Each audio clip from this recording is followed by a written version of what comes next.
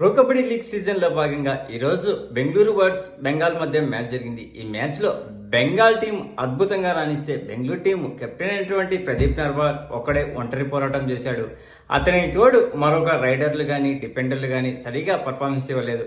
అదే బెంగాల్ టీం నుంచి అయితే ఈరోజు మల్టీ మనిందర్ అందుబాటులో లేకుండా కానీ ఆ టీంకు కొత్తగా వచ్చినటువంటి విశ్వాస్ అద్భుతంగా సూపర్ 10 నమోదు చేయడమే కాకుండా అతనికి తోడు ఫజిల్ అత్రాసలి ఏకంగా 7 ట్యాకిల్ పాయింట్లు చేయడము, అలాగే నితీష్ కుమార్ కూడా 7 ట్యాకిల్ పాయింట్లు చేయడము అద్భుతంగా చేశారు. మొదటి హాఫ్లో 22-12 అంటే 10 పాయింట్ల తేడాతో ఆధిక్యంలో ఉన్నటువంటి బెంగాల్ టీము తర్వాత మ్యాచ్ ముగిసే సమయానికి 44-29 15 పాయింట్ల తేడాతో ఘన విజయాన్ని నమోదు చేసుకునింది బెంగాల్ టీం.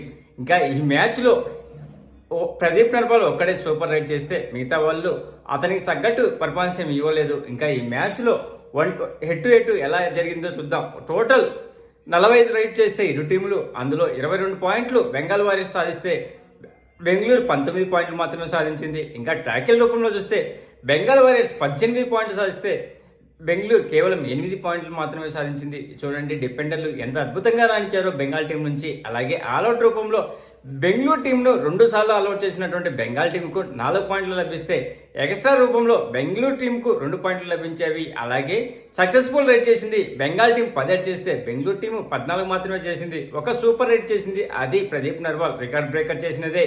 ఇంకా టోటల్ ట్యాకిల్స్ 28 బెంగళూరు అటెంప్ట్ చేస్తే 34 బెంగాల్ వారియర్స్ అటెంప్ట్ చేసింది. అందులో 18 బెంగాల్ వారియర్స్ సక్సెస్ అయితే బెంగళూరు కేవలం 8 మాత్రమే సక్సెస్ అయింది. ఈ మ్యాచ్లో సూపర్ టాకిల్స్ అయితే ఏమీ నమోదు కాలేదు. ఇంకా ఇండివిజువల్ పర్ఫార్మెన్స్ చూస్తే మొదటగా బెంగాల్ టీం నుంచి విశ్వాస్ ఈ మ్యాచ్లో టోటల్ 14 పాయింట్లు సాధించాడు. అందులో రైడింగ్ డిపార్ట్మెంట్ నుంచి 13 పాయింట్లు, 11 టచ్ రూపంలో రాగా 2 బోనస్ రూపంలో 2 ట్యాకిల్ రూపంలో వచ్చేవి.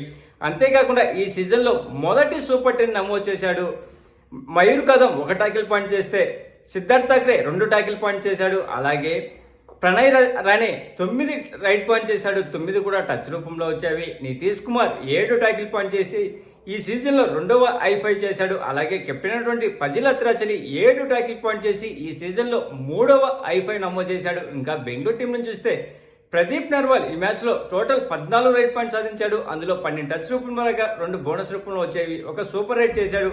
ఆ రైడ్లో ఫజిల్ అత్రాచలిని, నితీష్ కుమార్ను, ప్రణయ్ రాణేని అవుట్ చేసి ఔరా అనిపించి మళ్ళీ పాత ప్రదీప్ నర్వాల్గా కనబచ్చాడు. ఈ మ్యాచ్ వరకు ప్రతీక్ 1 టాకిల్ పాయింట్ చేస్తే సుశీల్ 3 టచ్ పాయింట్ చేశాడు. అలాగే జై భగవాన్ కేవలం 1 బోనస్ పాయింట్ చేశాడు.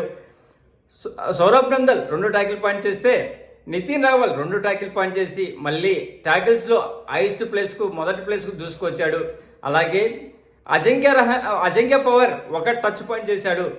నవీన్ 1 టాకిల్ పాయింట్ చేస్తే సన్నీ 2 టాకిల్ పాయింట్ చేశాడు. ఈ మ్యాచ్లో వరకు ఇరు టీంలకు హెడ్ టు హెడ్ 24 మ్యాచ్లు జరిగితే అందులో 15 మ్యాచ్లు బెంగాల్ వారియర్స్ గెలిస్తే 9 మ్యాచ్లు బెంగళూరు బుల్స్ గెలిచింది. అంతేకాకుండా ఈ మ్యాచ్లో ఆల్రౌండర్ పర్ఫార్మెన్స్ చేసినటువంటి బెంగాల్ టీం నిజంగానే విశ్వాసకు గేమ్ చేంజర్ అవార్డు లభిస్తే ట్యాకిల్ ఆఫ్ ది మ్యాచ్గా కెప్టెన్ అయినటువంటి ఫజిల్ అత్రాచలికి లభిస్తుంది. ఇంకా మొమెంటమ్ ఆఫ్ ది మ్యాచ్ చూస్తే నితీష్ కుమార్కు లభిస్తుంది. ఇంకా ఈ విజయం తర్వాత ఏ టీము ఏ పొజిషన్లో ఉందో చూద్దాం.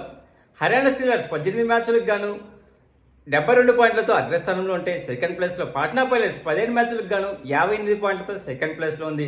థర్డ్ ప్లేస్లో యూపీఏదా 17 మ్యాచ్లకు గాను 56 పాయింట్లతో థర్డ్ ప్లేస్లో ఉండగా దబాంగ్ ఢిల్లీ 17 మ్యాచ్లకు గాను 56 పాయింట్లతో ఫోర్త్ ప్లేస్లో ఉంది. యూ ముంబా 17 మ్యాచ్లకు గాను 55 పాయింట్లతో ఫిఫ్త్ ప్లేస్లో ఉండగా జైపూర్ పింక్ ప్యాంథర్స్ 18 మ్యాచ్లకు గాను 54 పాయింట్లతో సిక్స్త్ ప్లేస్లో ఉంది. సెవెంత్ ప్లేస్లో తెలుగు టైటన్స్ 18 మ్యాచ్లకు గాను 54 పాయింట్లతో ఉంది. అలాగే ఎయిత్ ప్లేస్లో పుణె రిపల్టన్ 18 మ్యాచ్లకు 49 పాయింట్లతో ఎయిత్ ప్లేస్లో ఉండగా తమిళ్ టైగర్స్ 16 మ్యాచ్లకు గాను 38 పాయింట్లతో నైన్త్ ప్లేస్లో ఉంది.